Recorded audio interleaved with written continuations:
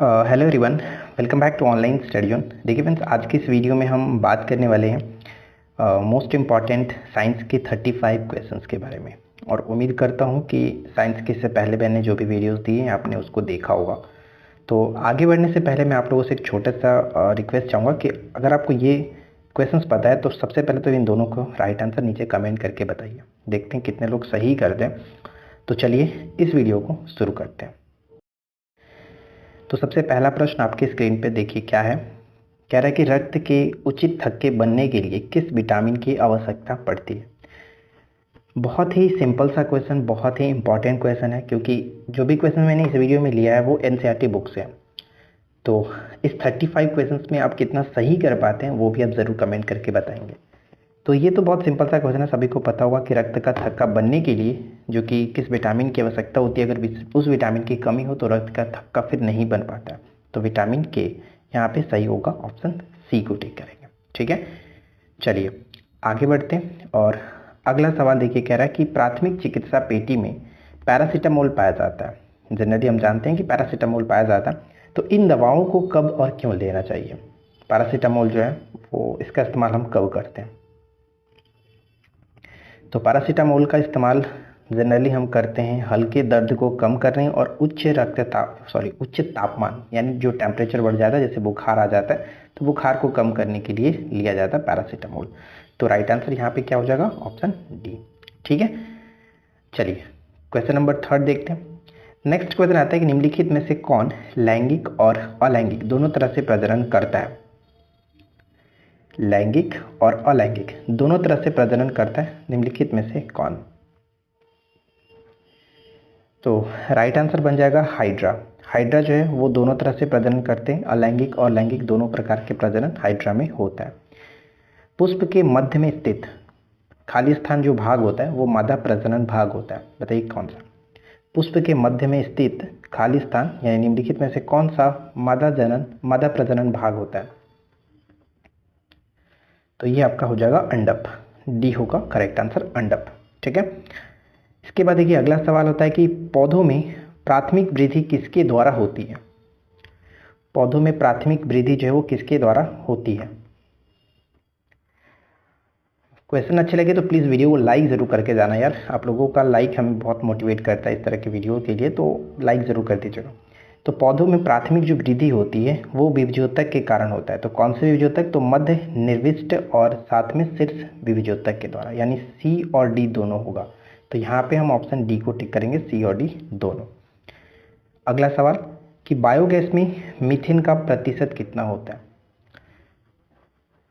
तो बायोगैस में मीथेन का प्रतिशत देखिए, जनरली अगर हम बात करें तो मुख्य घटक भी होता है, बायोगैस का मुख्य घटक मीथेन ही होता है, जिसे मास गैस के नाम से भी जाना जाता है। क्वेश्चन कभी कभी पूछ जाता है कि मास गैस के नाम से किसको जाना जाता है, तो मीथेन को जानते हैं CH4, राइट, ये याद रखना है। और साथ में मैं आपको बता दूं कि बायोगैस में मीथेन का जो प्रतिशत होता है लगभग 50 से लेकर के 75% तक होता है। ठीक है, और कार्बन डाइऑक्साइड की मात्रा अगर 50 है तो बाकी 50% 25% वो हो जाएगा, मतलब 50% वो हो जाएगा। और अगर 75 है तो 25% कार्बन डाइऑक्साइड की मात्रा हो जाती है। तो यहाँ पे देखा जाए तो सही हो जाएगा ऑप्शन ए। ठीक है, 50% करेक्ट आंसर है। नेक्स्ट की DNA का एक खंड जो एक प्रोटीन की जानकारी प्रदान करता है उसे कहा जाता है। DNA का एक खंड जो प्रोटीन की जानकारी प्रदान करता है उसे क्या क्या कहा जाता है। उसे जीन कहते हैं। ठीक है, जीन यहाँ पे सही होगा, जीन कहा जाता है। अगला सवाल, निम्नलिखित में से कौन एक बायोगैस का घटक नहीं है। बायोगैस का घटक नहीं है तो मीथेन है, कार्बन डाइऑक्साइड हमने देखा, मोनोऑक्साइड नहीं होता है, तो यहाँ पे बी को टिक करेंगे, ये नहीं होता है। अगला सवाल कह रहा है कि वैज्ञानिक वर्गीकरण में वर्गीकरण की मूल इकाई क्या है, यानी जो टैक्सोनॉमी है, वर्गीकरण का पितामह कैरोलस लिनियस को माना जाता है। तो वर्गीकरण की मूल इकाई क्या बताया गया।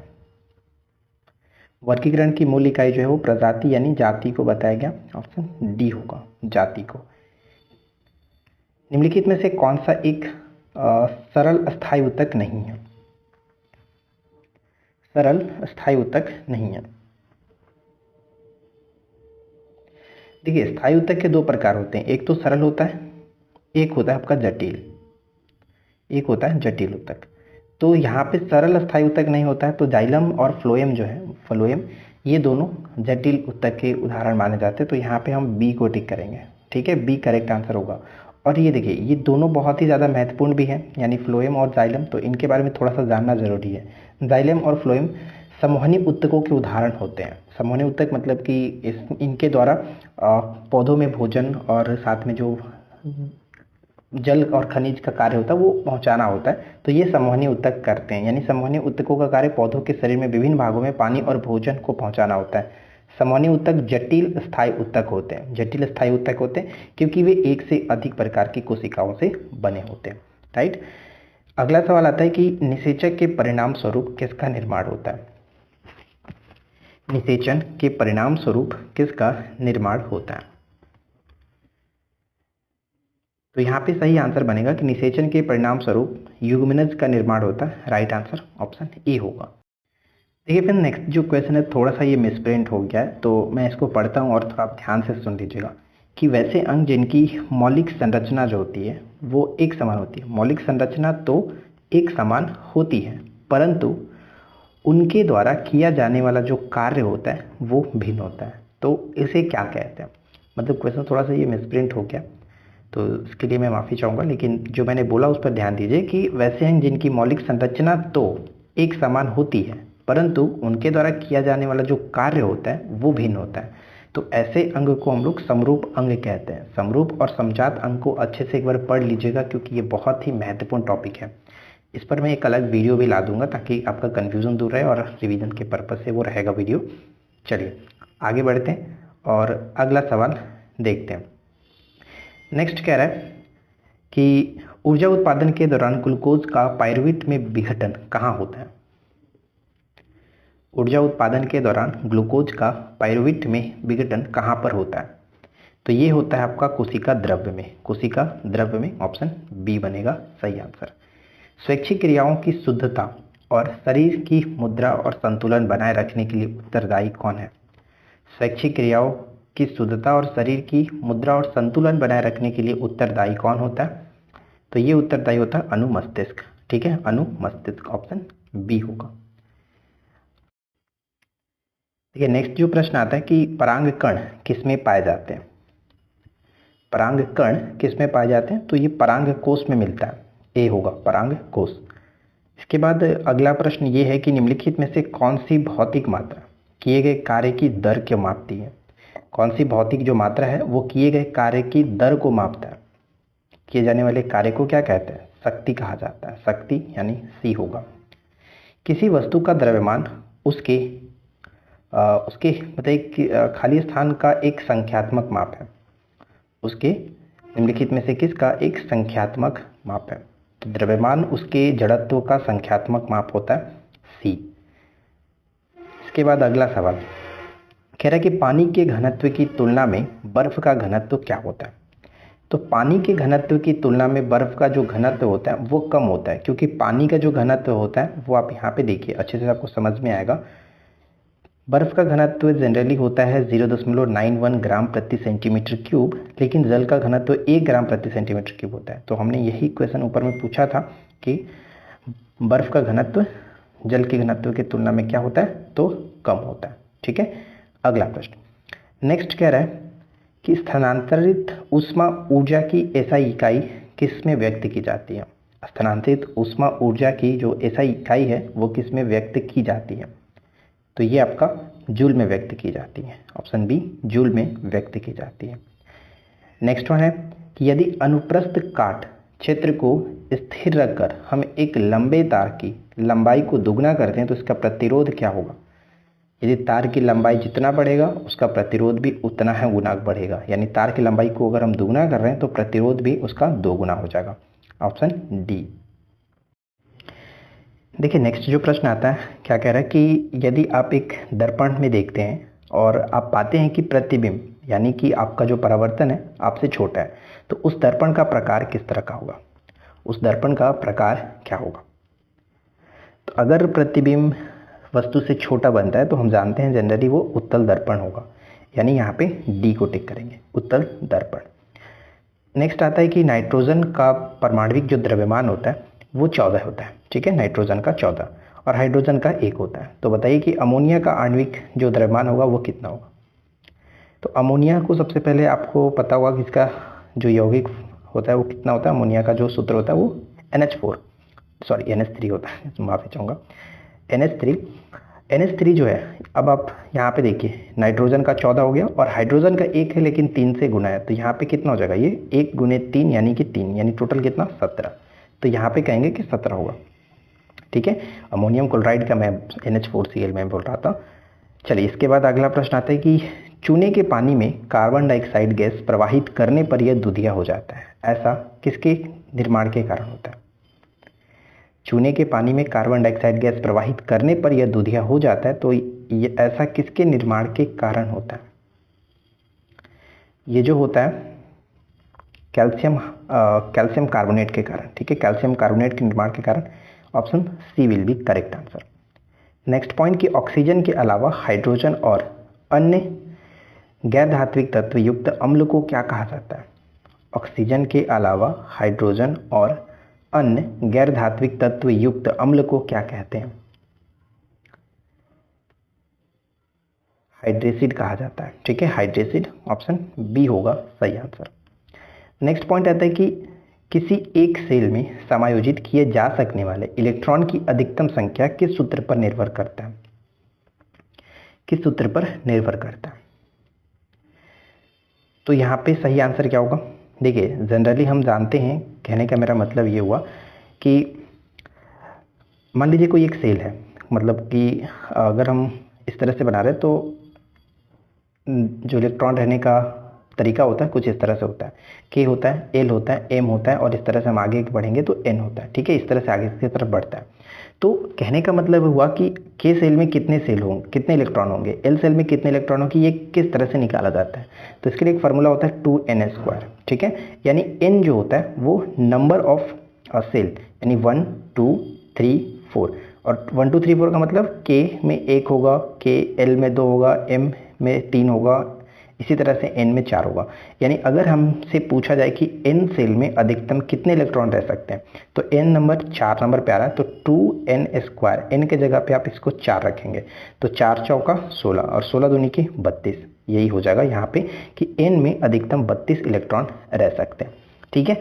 आई होप कि चीज़ समझ में आ गया। तो आपको ये ध्यान रखना है कि अधिकतम 2n², ये फार्मूला याद रखना है, राइट। चलिए तो यहाँ पे सही आंसर आपका हो जाता है ऑप्शन ए, ठीक है। आगे बढ़ते हैं। अगला प्रश्न कि कार्बन एक अपरूप नहीं है, यानी कार्बन का एक अपरूप नहीं है। तो बताइए कि निम्नलिखित में से कौन कार्बन का एक अपरूप नहीं है। तो बकमिस्टर फ्लोरीन जो है, फ्लोरीन ये तो है, हीरा जो है, हीरा भी कार्बन का अपरूप है, ग्रेफाइट तो है ही। तो यहाँ पे कार्बन डाइऑक्साइड जो है वो कार्बन का अपरूप नहीं है, ये एक प्रकार का कह सकते हैं कार्बन से बना हुआ यौगिक हो जाता है, तो यहाँ पे हम डी को टिक करेंगे, ये नहीं है। अगला प्रश्न कि अधात्विक गुण बढ़ता है, अधात्विक गुण बढ़ता है। पीरियोडिक टेबल मैंने आपको कई बार बताया और आपको ये चीज़ मैंने समझाया भी है कई बार कि चलो हम इसको अच्छे से समझते हैं। पीरियोडिक टेबल जब आप देखोगे तो इस तरह से क्या होता है, इसे हम लोग आवर्त कहते हैं, ठीक है, मतलब ये तो आपका आवर्त हो गया। देखिए कहने का मतलब क्या कह रहा हूँ समझिए। देखिए ये जो मैंने हॉरिजॉन्टल लाइन खींच रहा हूँ इसे आवर्त कहा जाता है, ठीक है, आवर्त, ठीक है। आवर्तों की संख्या टोटल 7 होती है और जो मैं ये जो वर्टिकल लाइन खींचते हैं इसको, इसे कहा जाता है वर्ग और इसकी संख्या 18 होती है, ठीक है। ये चीज़ तो आपको पता है कि 18 होता है, जब आप देखे होंगे समझ में आऊँगा। तो कहने का तात्पर्य क्वेश्चन का क्या था कि अगर धात्विक गुण और अधात्विक गुण कैसे करते हैं। तो धात्विक क्या, धातु को स्टार्टिंग में रखा जाता है, इस तरह से आप देखोगे तो इधर में रखा गया धातु को और अधातु को इधर रखा गया। तो अगर अधात्विक गुण बढ़ेगा कब, हम जब लेफ्ट से राइट की तरफ जाएंगे, ठीक है, जब हम लेफ्ट से राइट की तरफ जाएंगे तो हमारा क्या होगा कि जब हम लेफ्ट से राइट की तरफ जाएंगे तो अधात्विक गुण बढ़ेगा, क्योंकि इधर अधातु है और लेफ्ट साइड में धातुओं की संख्या ज़्यादा है, धातुओं को रखा गया है। तो प्रश्न में यही कह रहा था कि अधात्विक गुण कब बढ़ेगा। तो अधात्विक गुण बढ़ेगा कब, जब हम लेफ्ट से राइट की तरफ जाएंगे। तो अब हमें ये देखना पड़ेगा कि कौन सा ऑप्शन लेफ्ट से राइट की तरफ बढ़ रहा है। तो सोडियम से क्लोरीन की तरफ अगर हम बढ़ेंगे तो वो डेफिनेटली आप देख पाएंगे कि जैसे कि 11 12 13 14, सोडियम 11 पर उसी तरह से ये आपका 17 तक जा रहा है। तो सेकंड जब आप 10 तो आपका नियॉन हो जाता है यहाँ पे लास्ट में, क्योंकि ये इनर्ट गैस है। फिर उसके बाद 11 आपका आएगा पहले वाले में, तो 11 से आप इधर देखेंगे ये बढ़ रहा है, तो ये आपका हो जाएगा सही आंसर ऑप्शन बी। ठीक है, नेक्स्ट आता है कि निम्नलिखित में से कौन सा लवण प्रकृति में अम्लीय होता है? कौन सा लवण प्रकृति में अम्लीय होता है? तो प्रकृति में अम्लीय जो है वो अमोनियम फॉस्फेट, यहाँ पे कह सकते हैं अमोनियम फॉस्फेट प्रकृति में अम्लीय होता है। मैग्नीशियम रिबन जलाने पर श्वेत राख बनता है, जो पानी में घुल करके क्या बनाएगा? 9th क्लास की केमिस्ट्री आप पढ़ेंगे तो सबसे पहले आपको यही चीज़ पढ़ना पड़ता है कि मैग्नीशियम रिबन जलाने पर श्वेत राख बनता है, तो ये पानी में घुल करके क्या बनता है? तो पानी की जब बात आ ही रही है तो हम यहाँ पे कहेंगे कि मैग्नीशियम हाइड्रोक्साइड। ठीक है, हाइड्रोक्साइड। अगला प्रश्न कि निम्न में से किसकी प्रतिरोधकता कम होती है? किसकी प्रतिरोधकता कम है? तो नाइक्रोम यहाँ पे जो होगा इसका प्रतिरोधकता कम होता है। फ़ारेनहाइट पैमाने इकाइयों में पानी के क्वथनांक और हिमांक बिंदु के बीच का जो बीच होता है कितने डिग्री का अंतर होता है, इसको समझिए। कहने का तात्पर्य कि फ़ारेनहाइट पैमाने इकाइयों में पानी के क्वथनांक और हिमांक, क्वथनांक का मतलब हो गया आपका जो कि उबलने वाला, ठीक है, बॉइलिंग पॉइंट, और जबकि हिमांक बिंदु मतलब फ्रीजिंग पॉइंट जो जमता है। तो चलिए हम इसको अच्छे से समझते हैं। अगर हम सबसे पहले सेल्सियस पैमाने को देखें तो सेल्सियस पैमाने, मान लीजिए कि सेल्सियस पैमाने पर पानी जब जमता है वो 0 डिग्री पर और उबलता है 100 डिग्री सेल्सियस पर, राइट, ये चीज़ तो पता है, 100 डिग्री सेल्सियस पर उबलता है। ठीक उसी तरह से अगर हम पैमाने की बात करें तो यहाँ पे अगर ये फ़ारेनहाइट की हम बात करें, ये सेल्सियस पैमाना था, और ये अगर हम फ़ारेनहाइट की बात करें तो इसमें जो 0 डिग्री बराबर होता है ये 32 डिग्री के बराबर होता है, 32 डिग्री फ़ारेनहाइट, और जो उबलने वाला बात हुआ 100 डिग्री सेल्सियस, ये आपका 212 डिग्री फ़ारेनहाइट के बराबर होता है। अब प्रश्न ये कह रहा था कि क्वथनांक और हिमांक, ये हिमांक हो गया यानी जमना हिमांक, इन दोनों के बीच का अंतर कितना होता है? तो 212 में आप 32 घटाओगे तो 180 डिग्री का अंतर आएगा। ठीक है, 180 degree is the correct answer, 180 degree right answer option A हो जाता है। समझ में आया? नेक्स्ट कि पीडियाट्रिक्स निम्नलिखित में से किसके अध्ययन से संबंधित है? पीडियाट्रिक्स निम्नलिखित में से किसके अध्ययन से संबंधित है? तो यहाँ पे सही आंसर बनेगा पीडियाट्रिक्स जो होता है वो शिशु रोग से संबंधित है। पीडियाट्रिक्स शिशु रोग से संबंधित है। ईसीजी किस रोग का पता लगाने हेतु प्रयुक्त किया जाता है? ईसीजी किस रोग का पता लगाने के लिए? तो ईसीजी जो है वो इलेक्ट्रोकार्डियोग्राम जो होता है, ग्राफ होता है, सॉरी, इलेक्ट्रोकार्डियोग्राफ होता है, और ये जो होता है वो आपका ये हृदय के लिए होता है। ठीक है, हृदय के लिए होता है, ऑप्शन बी को टिक करेंगे, इलेक्ट्रोकार्डियोग्राफ। नेक्स्ट की प्रोड्यूसर गैस इनका मिश्रण होता है। प्रोड्यूसर जो गैस है वो किसका मिश्रण है? तो प्रोड्यूसर गैस मिश्रण आपका ऑप्शन ई हो जाएगा। नेक्स्ट प्रश्न, अगला प्रश्न ये कह रहा है कि एक रासायनिक पदार्थ जो रक्त का थक्का बनाता है, रक्त का थक्का बनाता है, तो सही आंसर क्या बनेगा? ऑप्शन ए होगा, फिलोक्विनन, यानी कि विटामिन जो के है इसे रक्त का थक्का बनाने के लिए महत्वपूर्ण माना जाता है, तो सही आंसर ऑप्शन ए होगा। आशा करते हैं कि आप लोगों को आज का ये वीडियो अच्छा लगा होगा। जो भी इसमें क्वेश्चन दिए गए थे वो मोस्ट इंपॉर्टेंट क्वेश्चन थे, यानी हमने यहाँ पे 35 क्वेश्चन डिस्कस किया। उम्मीद है कि वीडियो आपके लिए हेल्पफुल रहेगी। पसंद आया हो तो प्लीज़ वीडियो को लाइक एंड शेयर करिए। चैनल पर पहली बार है सब्सक्राइब करके नोटिफिकेशन बेल आइकन को ऑल पे सेट कर लीजिए। मिलते हैं इसी प्रकार के नेक्स्ट वीडियो में नए टॉपिक के साथ। Thanks for watching, keep learning, have a good day.